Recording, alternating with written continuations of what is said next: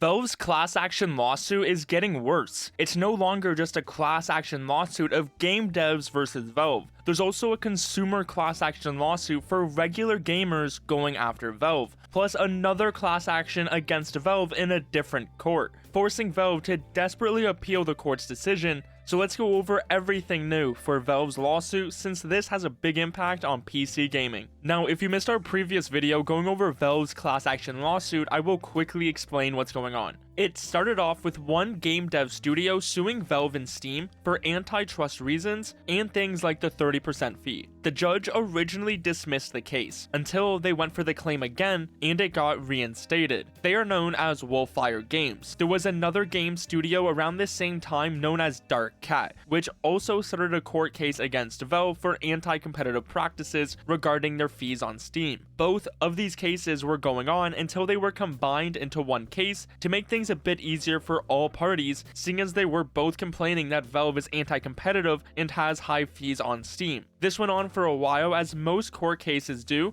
until November 26, 2024, when the court ruled against Valve and classified this lawsuit as a class action, while also ruling against Valve when they asked to exclude a specific expert who they didn't agree with. This meant that now, with this court decision, anybody who sold a game on Steam after 2017 could join this class action lawsuit and go against Valve. So this was nowhere near the end, as the courts clearly weren't on Valve's side. A class action lawsuit is when multiple people who have been affected by the same thing come together to reach the same goal. So here for Valve, instead of multiple lawsuits from different developers like Wolfire Games vs Valve and then also catt vs Valve, they combined them together to make it a lot easier for all parties. But this also makes it a lot easier for other game devs to join the lawsuit when maybe they normally wouldn't. You may have heard the news from Fortnite and Epic, who just paid out from their lost class action lawsuit, which was over $72 million to over 600,000 players,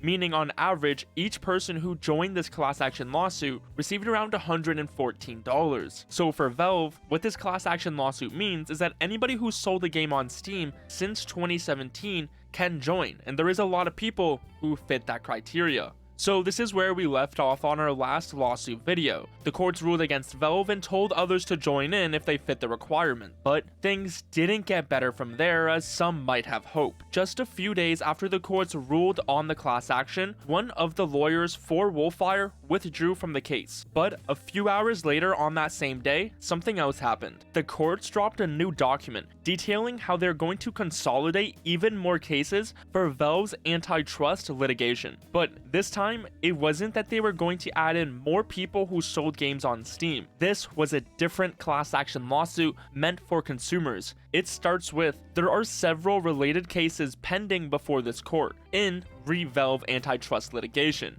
Elliott versus Valve Corp, Hepler versus Valve Corp, and Drake versus Valve Corp. The plaintiffs in all of these cases include PC video game consumers, and they allege that defendant Valve Corp has used anti-competitive restraints on trade to monopolize the PC game distribution market, thereby harming consumers. So if you didn't catch on, instead of this lawsuit being just game devs versus Valve, now consumers are involved, which they add in right here, explaining how the Valve antitrust litigation is now two different lawsuits inside. One is the game devs vs Valve, and the other is the putative PC video game consumer class. Now that it is the holiday season, instead of opening up cases and getting nothing, ClashGG is running a Christmas event. They are raffling away a souvenir op dragon lore on December 31st that's worth 40,000 gems. So make sure to enter before it's too late, as they're also giving away over 200,000 worth of skins during this holiday season. Every 30 minutes there is a new raffle for you to enter up until December 31st that you won't want to miss. For every gem you get a raffle ticket, so my favorite way to get them is through case battles. Use code WaterCS for a 5% deposit bonus and get even better chances at winning the dragon lore. They have free daily cases, a rain every 30 minutes, and a daily race for you to earn even more gems. When you want to withdraw, just pick from a wide range of skins and crypto. Just use code WaterCS on ClashGG today.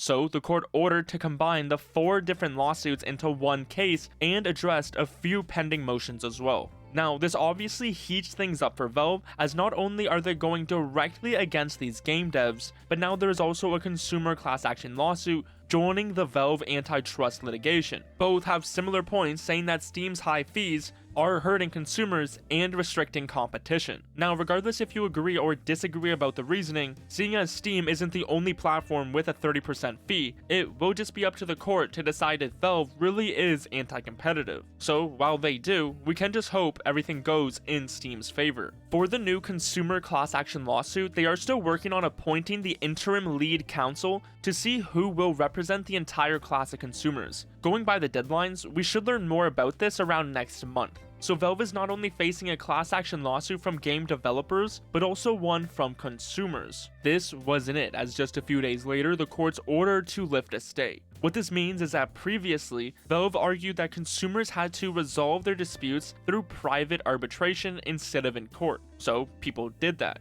Until only a few months ago, Valve deleted the arbitration clause from the Steam subscriber agreement to require all claims and disputes to proceed in court. So the people who were forced into arbitration due to Valve's previous rules had to ask the court to proceed with a lawsuit instead. And well, this is what the court said. Valve has not responded to the motion to lift the stay, but this court is inclined to lift the stay. If any party objects, they must file a short notice of their objection by December 13th, 2024. Otherwise, the court will lift the stay as to the Colvin plaintiffs, so Valve would face another lawsuit if no one appealed. On December 12th, we got a transmittal letter from USCA acknowledging a petition for permission to appeal. It only mentions Wolfire Games and all vs Valve, and not exactly what the appeal for the 9th court is. You could assume, going by the timing, that it is related to the Colvin plaintiffs and the order to lift the stay, as the court said the deadline was December 13th. But it doesn't seem like that is what this is for, as it directly mentions Wolfire Games, the game dev class action lawsuit. So this appeal is most likely for one of the previous court decisions, like the class action certification or the court denying Valve's request to exclude an expert, Steven Schwartz. Either way, we now know Valve is trying to appeal some of their decisions, as things aren't going in their favor with these lawsuits and legal issues stacking up. The transmittal letter leaves out the details for the appeal, but we should learn more when they bring it to the court. So we will really just have to see where things go from here. But at the moment, they just aren't looking good. When we were first looking at this class action lawsuit, it was just game devs, but now consumers are getting their own class action lawsuit to make it even more interesting inside of the Valve antitrust litigation. This also doesn't even include the UK class action lawsuit against Valve, which is also for consumers. So Steam is currently facing 3 different class action lawsuits that all come down to the 30% fee, one in the UK courts for consumers and 2 in the US courts. We also have Senator Mark Warner, who last month threatened Valve with the federal government if they didn't respond to him by December 13th. He said Valve must bring its content moderation practices in line with industry standards or face more intense scrutiny from the federal government. We are now in the second half of December and never got a response. So will Mark Warner follow up and start applying pressure to Valve, or was this just some empty threat? Mark Warner isn't the first senator to go after Valve, and I'm sure he won't be the last. Hopefully, Valve will be able to get a strong appeal, as right now things just aren't going their way. Over the past few days, lawyers are asking the court if they can be involved to participate in the defense of Valve, which has been getting processed. The US consumer class action lawsuit still needs to decide who will be the interim lead counsel, which will decide who represents the class of consumers. Once we pass the deadline and the court has decided on a lead counsel, the consumer class action lawsuit will proceed. So things are really just starting for Valve's antitrust litigation, and expect a lot more news throughout 2025. Make sure you are subscribed to stay up to date with all the Valve court documents, legal issues, and lawsuits that you will need to know.